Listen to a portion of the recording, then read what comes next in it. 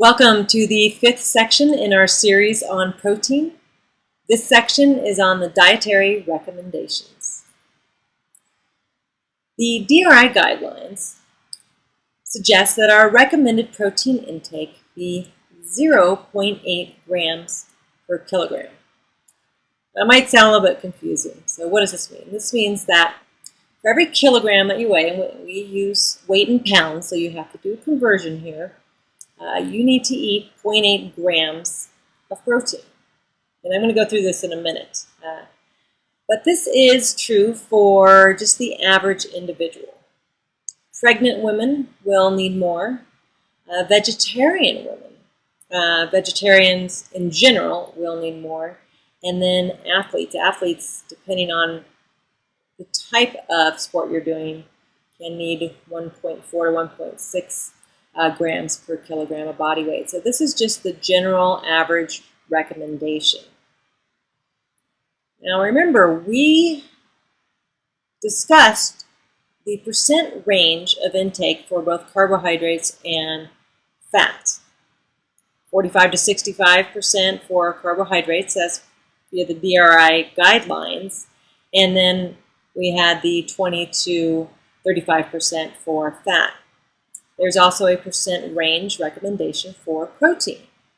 Now, the recommendation is actually 10% to 35% of total calories from protein.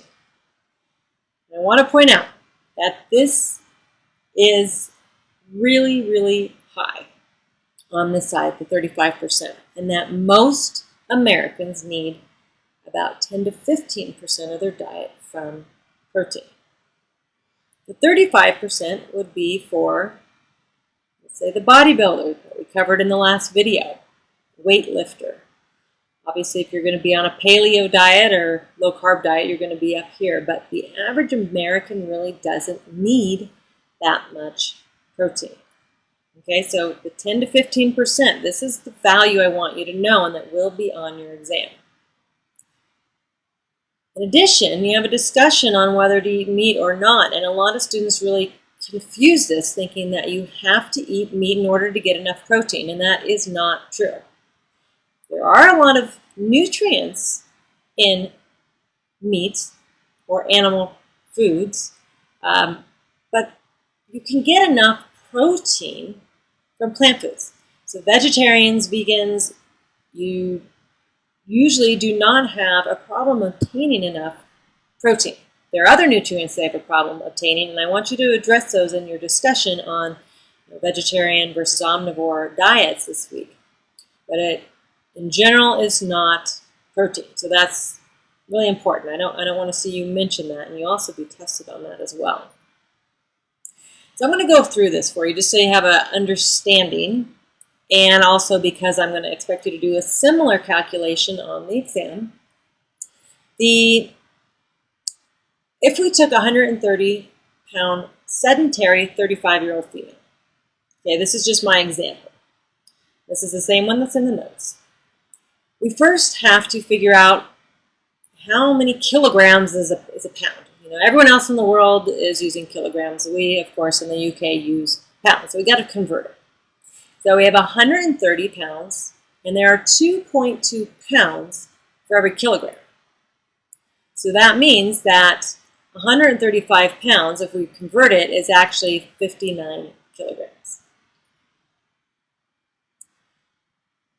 All right, so 59 kilograms. So now we know how much this woman weighs, and she requires, for a minimum amount of protein, 0.8 grams per kilogram.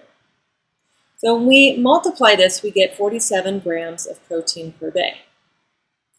Now, that's actually not a lot of protein. And when you start going through your diet study, your information on SuperTracker, you'll see. Now, I'm going to go through this next calculation just to show you that this 0.8 grams per kilogram is really the minimum amount of protein that a person of a normal weight would need per day. Now, how can we go about that if we looked at this in a different light? Those 47 grams of protein will give 4 calories for every gram. Remember, protein is 4 calories for every gram of protein. So that's 188 protein calories. So if she consumed 47 grams of protein a day, she would be consuming 108 calories just from protein, nothing else. Now this 130-pound sedentary female actually requires about 1,800 calories a day. So 188 divided by 1,800 is 10%. So that means that if she actually consumed the 47 grams of protein a day, she would be getting 10% of her total calories from protein. That means the rest of her calories are coming from fat and carbohydrate. Now remember what we talked about, that 10 to 15% of total calories from protein. This is what most Americans need. And the minimum is 10%. So this shows how this recommendation of 0.8 grams per kilogram actually fits in also with the recommendation based on total calories. So make sure you understand how to do this type of a calculation, that you're understanding the process. And of course, feel free to ask me any questions. And this is the end of our section on the dietary recommendations.